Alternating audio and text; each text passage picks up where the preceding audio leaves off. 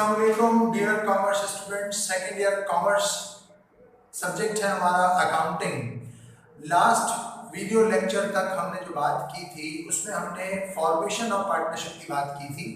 Formation of partnership मैं ज़रा दोहरा दूँ उसको थोड़ा सा। फॉर्मेशन ऑफ पार्टनरशिप एक ऐसा प्रोसीजर है जिसमें दो या दो से ज़्यादा अफराद मिलकर पार्टनरशिप को इस्टेब्लिश करते हैं, पार्टनरशिप को फॉर्मेट करते हैं या पार्टनरशिप को बनाते हैं। पार्टनरशिप की तश्कील के वक्त हमने ये बात की थी अपने इंट्रोडक्शन में कि पार्टनर्स इनिशियली बिजनेस में इन्वेस्टमेंट करते हैं और वो इन्वेस्टमेंट दो तरह से होती है। ये हम डिटेल के अंदर बात कर चुके हैं, मैं थोड़ा दोहरा दूँ इसको ताकि आपके लिए आसानी हो जाए और हम सीक्वेंस के अंदर आगे बढ़ सकें। पार्टनर्स इन्वेस्टमेंट के वक्त दो तरह की इन्वेस्टमेंट करते हैं, यानी एक कैश इन्वेस्टमेंट, दूसरी non cash investment. Cash investment वो इन्वेस्टमेंट होती है जो इन्वेस्टमेंट कैश की शक्ल में की जाए, महज एक आने वाला पार्टनर या पार्टनर जो पार्टनरशिप का हिस्सा बनने जा रहा है वो पार्टनर सिर्फ कैश इन्वेस्ट कर दे बिजनेस में कि मैं अपना कैपिटल इन्वेस्ट करना चाहता हूँ, कैश इन्वेस्ट करना चाहता हूँ, वो कैश की शक्ल में इन्वेस्टमेंट कर देता है। नॉन कैश इन्वेस्टमेंट क्या होती है कि जो पार्टनर जिसके पास अवेलेबल एसेट्स हों, जिसके पास ऑलरेडी उस बिजनेस से ताल्लुक रखने या उस बिजनेस में इस्तेमाल होने के लिए जो एसेट्स दरकार हों वो एसेट्स मौजूद हों, चाहे वो यूज्ड हालत में हों या फिर वो नए उसके पास रखे हुए हों, जिस वैल्यू के ऊपर वो रखा होगा वो एसेट उसके पास वो इन्वेस्ट करना चाहेगा, वो पार्टनर्स के साथ एग्री करके एग्रीड वैल्यू पर इन्वेस्ट कर सकता है। इन सिंपल, जो कुछ भी कैश के अलावा इन्वेस्ट किया जाएगा by the new partner, by the incoming partner or at the time of formating the partnership, उस इन्वेस्टमेंट को नॉन कैश इन्वेस्टमेंट कहा जाएगा। उसमें बिल्डिंग भी हो सकती है, फर्नीचर भी हो सकता है, इक्विपमेंट भी हो सकता है, मशीनरी भी हो सकती है, लैंड भी हो सकती है और इस तरह के तमाम एसेट्स होते हैं अदर देन कैश या बैंक बैलेंस के, क्योंकि बैंक भी हमारा कैश में ही कंसीडर किया जाता है। इस बात का ख्याल रखिएगा कि इन्वेस्टमेंट के लिए हमें क्या करना होगा और प्रोसीजर क्या अप्लाई करना होगा, अकाउंटिंग फॉर्मेलिटीज क्या होंगी, ये हम आज के अपनी क्लास में सीखने जा रहे हैं। टॉपिक सेम है हमारा, पार्टनरशिप फॉर्मेशन। आज हम जो बात करेंगे वो हम बात करेंगे accounting for initial investment by partners. जब पार्टनर्स म्यूचुअली एग्री कर देते हैं कि उनको पार्टनरशिप स्टार्ट करनी है तो उस वक्त उसके बाद एक इंपॉर्टेंट फैक्टर आता है जिसको क्या कहते हैं, investment by partners.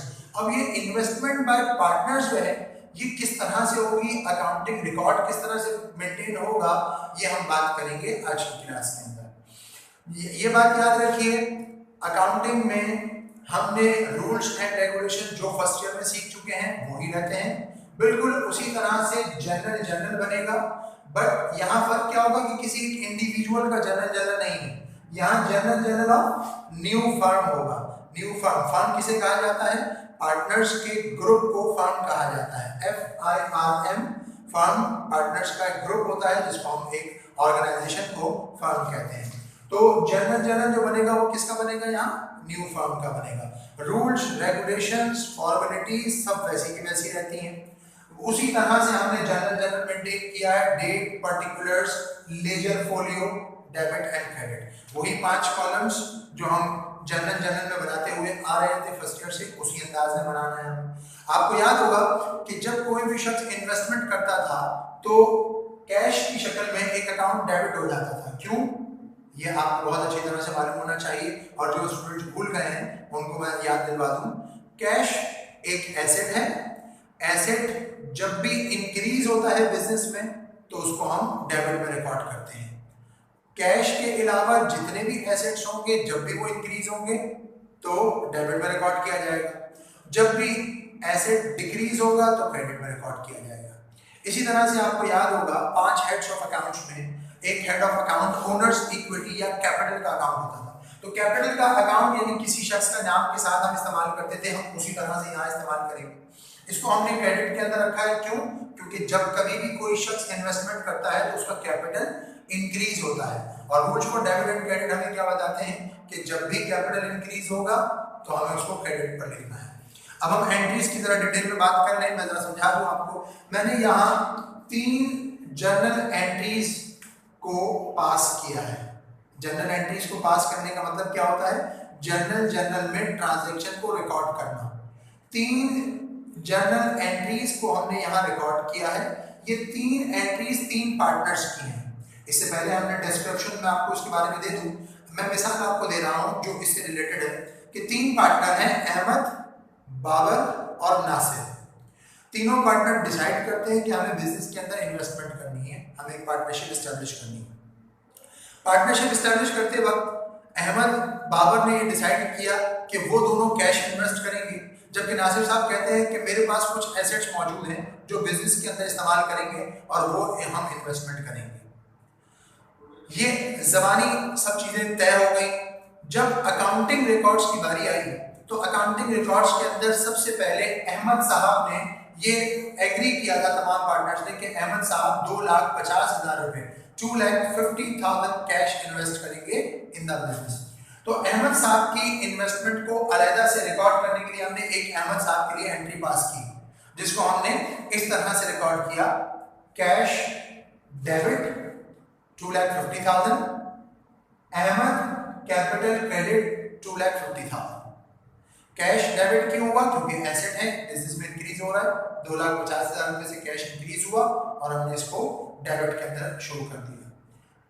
Ahmad capital credit क्यों किया? क्योंकि ये डिक्रीज, यहाँ कैपिटल इसका इंक्रीज हो रहा था। कैपिटल जब भी इंक्रीज होता है तो क्रेडिट साइड पर लिखा जाता है, लिहाजा हमने इसको क्रेडिट के अंदर इंक्रीज किया। इसी तरह से दूसरा पार्टनर जो कि बाबर के नाम से, उसने डिसाइड किया, उसने एग्री किया कि वो 3 लाख रुपए कैश की शक्ल में इन्वेस्ट करेगा। हमने उसको कैसे रिकॉर्ड किया? Cash debit, Babar capital credit. हर एक का नाम क्यों लिखना है? क्योंकि यहाँ पे एक ओनर नहीं है। अगर हम सिर्फ कैपिटल लिख देंगे तो उससे ये पता नहीं चलेगा कि कैपिटल किसका है, किस शख्स ने इन्वेस्टमेंट की है। अहमद कैपिटल, बाबर कैपिटल, दोनों के नाम हमने लिखे, दोनों ने कैश इन्वेस्ट किया। ये जो ब्रैकेट के अंदर आपको लाइन नजर आ रही है, ये आपको याद होगा कि इसको हम कहते हैं नरेशन।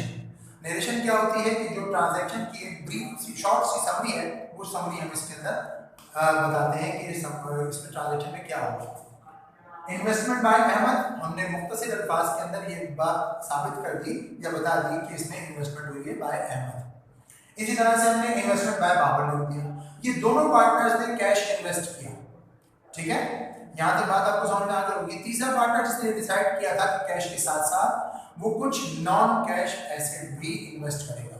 जब भी कोई शख्स, कोई भी पार्टनर कैश के साथ साथ नॉन कैश इन्वेस्टमेंट करेगा तो हम उसके जितने इन्वेस्टेड एसेट्स होंगे उन तमाम एसेट्स को डेबिट करेंगे, यानी उनको बिजनेस के अंदर इंक्रीज करेंगे और उनके टोटल के साथ उस पार्टनर का कैपिटल इंक्रीज होगा। अब हमने इसको रिकॉर्ड किस तरह से किया? नासिर साहब ने 50,000 रुपए कैश इन्वेस्ट किए, बिल्डिंग के नाम से नॉन कैश इन्वेस्टमेंट की उन्होंने, जिसकी वर्थ मालियत एग्रीड वैल्यू का जिक्र मैं क्यों कर रहा हूं? क्योंकि हमने लास्ट क्लास में बात की थी, लास्ट लेक्चर में हमने ये बात बहुत अच्छी तरीके से समझी थी कि जब कभी भी नॉन कैश एसेट्स इन्वेस्ट किए जाएंगे तो उनकी वैल्यू को अकाउंटिंग रिकॉर्ड करने के लिए हम एग्रीड वैल्यू लेंगे। तो हमने यहाँ बिल्डिंग की जो वैल्यू ली है 2,80,000, 2,80,000, ये वो वैल्यू है जो तीनों पार्टनर्स ने एग्री किया कि इस बिल्डिंग की ये वर्थ होनी चाहिए। इसको हमने अकाउंटिंग का रिकॉर्ड का हिस्सा बना दिया। इसी तरह से नासिर साहब के पास फर्नीचर मौजूद था जिसकी वर्थ एग्रीड वैल्यू 20,000 थी, हमने उसको 20,000 से रिकॉर्ड कर लिया। 50,000 कैश, 2,80,000 बिल्डिंग और 20,000 का फर्नीचर, तीनों का को सम किया और हमने इनका कैपिटल बनाया जो कि टोटल कैपिटल नासिर का बन गया। इस तरह से हम कैश इन्वेस्टमेंट को सिंपल तरीके से रिकॉर्ड करेंगे जो कि नॉर्मली हमारे पास रिकॉर्ड का हिस्सा बनता है। इसी तरह से हम कैश इन्वेस्टमेंट को दूसरे पार्टनर में रिकॉर्ड करेंगे। जहां जो पार्टनर कैश के साथ साथ नॉन कैश एसेट इन्वेस्ट करेगा उसके एसेट्स डेबिट होते चले जाएंगे और कैपिटल क्रेडिट होता चला जाएगा। ये है एक simple format of accounting record. अब आप स्टूडेंट्स ने करना ये है कि अपनी रेफरेंस बुक्स में से असाइनमेंट के तौर पर आपने कम से कम 3 प्रॉब्लम्स आपके चैप्टर के एंड में एक्सरसाइज दी हुई होती है, प्रॉब्लम दी हुई होती है, उन प्रॉब्लम्स में से आपने at least 3 problems for formation of partnership solve करनी है, पेपर्स पर सॉल्व करनी है, और पेपर्स पर सॉल्व करके उसको आपने यहाँ मेमोरी जमा करवानी है ताकि आप उसको अकाउंटिंग रिकॉर्ड का हिस्सा बना सकें। यहाँ जो आप ऑफिस में जमा कराएंगे सर मुजाहिद के पास आपने ये जमा करवानी है ताकि ये हम उसको चेक कर सकें और फिर उसके बाद हम उसकी मार्किंग कर सकें। I repeat 3 exercise from the first chapter, formation of partnership, you have to solve and submit to Sir Mujahid. Okay, thank you very much.